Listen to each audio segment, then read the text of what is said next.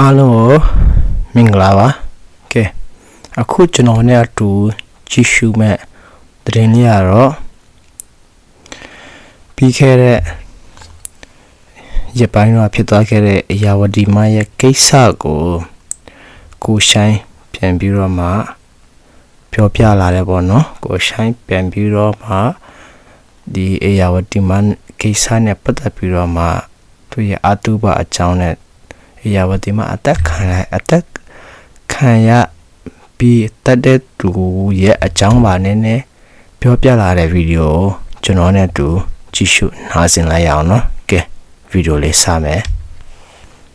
မြန်မာပြည်ရဲ့အစီကားဆုံးအာတုဘကိုပြောပါဆိုလို့ရှိရင်အေယာဝတီမာလေးရဲ့အာတုဘလို့ပြောတယ်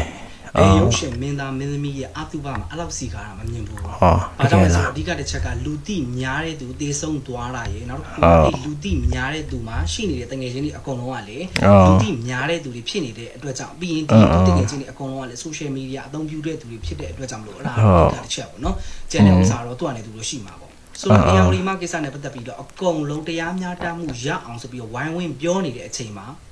ဒီကစီအကောင်းဆုံးလူတစ်ယောက်ရှိတယ်။အဲ့ဒါဘာတူလဲဆိုလို့ရှိရင်အေယာဝတီမကောင်းမှုအကြောင်းပြုပြီးတော့ဘလော့အပုတ်ပေါင်း10ချီရာချီရိုက်နေတဲ့သူတငယ်ချင်းတွေလည်းမဟုတ်ဘူး။ပြီးလို့ရှိရင်အေယာဝတီမအာတုဘရှေ့မှာဝမ်းနေနေလို့ရှိရင်အေယာဝတီမစိတ်မကောင်းဖြစ်မှာဆိုလို့ပါဆိုပြီးတော့ဖြီးရွီးပြီးတော့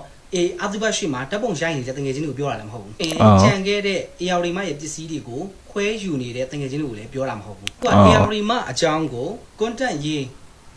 ဗီဒီယိုရိုက်ပြီးလို့ရှိရင်ဒီ social media ပေါ်နေပြီးတော့ပတ်စံရှာနေကြတဲ့သူတွေကိုလည်းပြောတာမဟုတ်ဘူး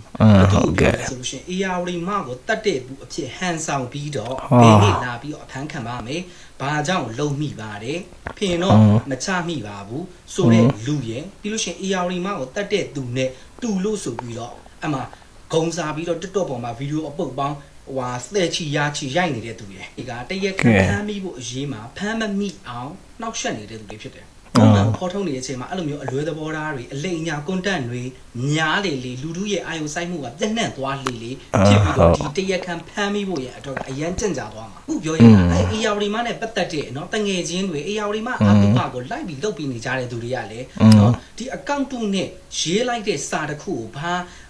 ဒီတက်တဲ့လူဟုတ်လားမဟုတ်လားမသိဘဲနဲ့ဘာကြောင့်ဒီအကြောင်းအရာကြီးတစ်ခုကိုဗီဒီယိုတစ်ပုတ်ဖန်တီးပြီးတော့လူတွေရဲ့အာယုံစိုက်မှုပြန့်နှံ့အောင်တင်ရတယ်ဆိုတော့လုံးဝနားမလည်ဘူး။အေယာဝတီမကိုတကယ်မချစ်လို့အေယာဝတီမကိုတကယ်ချစ်တယ်ဆိုလို့ရှိရင်အေယာဝတီမကိုတတ်တဲ့သူဖမ်းမိအောင်လို့မလို့အာယုံစိုက်ရမှာအခုကအာယုံနဲ့ဟုတ်တယ်ဆိုတော့ငါကတော့တငယ်ချင်းမလို့ငါကတော့အကိုမလို့ငါကတော့အရင်ဒီဆုံးချစ်ရဆုံး bestie မလို့เนาะတငယ်ချင်းမဆိုတဲ့ခေါင်းစဉ်တွေရဲ့အောက်မှာအသက်တစ်ချောင်းဆုံးရှုံးမှုကိုအသုံးပြုပြီးတော့ကိုလူသိများအောင်လုပ်တာเนาะဟိုပတ်စံရှာတာ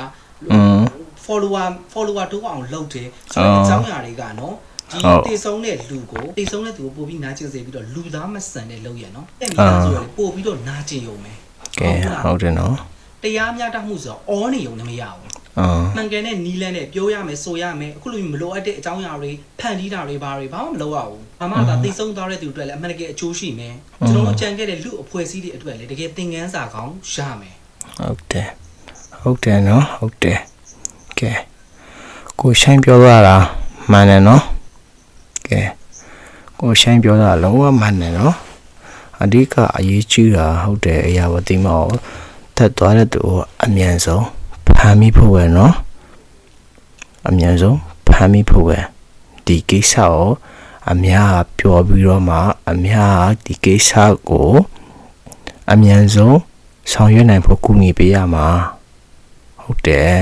ကိုရှင်ပြောတာမှန်တယ်เนาะကဲဒီဗီဒီယိုလေးကတော့ဒီလောက်ပါပဲအားလုံးဘေးရန်ကင်းပြီးရှလန်ချမ်းမြေ့ကြပါစေဘိုင်ဘိုင်